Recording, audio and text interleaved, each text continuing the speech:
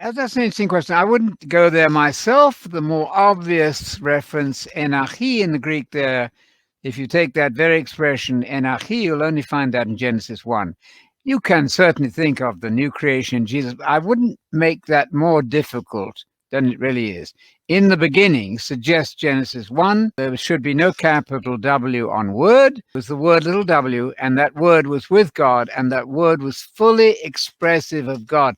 Your word is what you think. So we could translate that: in the beginning, God had an idea, and that idea was with God. Something that's with you is something in your mind. That's a very Hebraic way of speaking. So that idea was with God from the very beginning. It makes perfect sense to me that Genesis is in mind there. Some Unitarians have applied that to the ministry of Jesus. For me, that's just a little bit more complicated, so I prefer the older view personally. I was just going to share Hmm. quickly here, and there are many parallels between John 1, the Yep. so-called prologue, and Yep. Genesis, not only thematically, not only in Yep. terms of symbolism and what it says, but Mhm. grammatically. Yeah. And let me quickly show you here. So Yeah, you good. pointed to the enarchi, Enachi, yes. and you see that the LXX, the Greek translation of the Old Yes, Testament, has that that exactly. it's that same phrase. That phrase is Exactly. only used, by the way, That's right. in reference to the Mhm. Genesis Yeah. creation, I believe. Yes, you're right.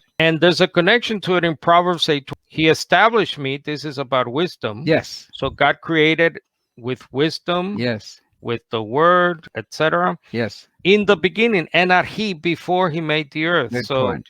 and there's a couple of others here. Mm. Genesis 1:3, egeneto, let there be, in let there be light. You know those passages Yes. well. And Yes. it's the same phrase there in John 1:10. Mm. The world came into being, Yes. egeneto. Right. There is John 1:5, the light. Mhm. It's obviously prominent in the Genesis account. Mhm. Genesis 1:4, God separated the light from the darkness. Yes. And then you note in John 1, verses 3 and 4 and 10, all things, Right. that's called a divine passive. In other words, Yes. all things were created by God. And you didn't even have time to mention there, First John, the epistle, that it was eternal life which was with the Father. That's the idea of the life of the age to come. So it looks as though the comment of John himself points to Genesis 1, an additional piece of information. It was Right. eternal life that was with the Father. The idea of eternal life, the plan to give immortality to human beings, which is a huge idea, by the way. And note that what or Yes, which. So it's a what, exactly. not a who was from the beginning. That's right. It's that word of life that is a quality, Yes. the quality of one Yes, of the you're many absolutely qualities right. of God. Very good. So, What? 5 times over, as though John is saying, wait a minute, I didn't say in the beginning was Jesus. I didn't say that. What I said was, what?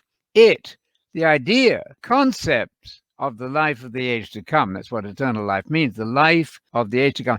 That was with God, and it became a human being. Jesus then is that wonderful idea embodied.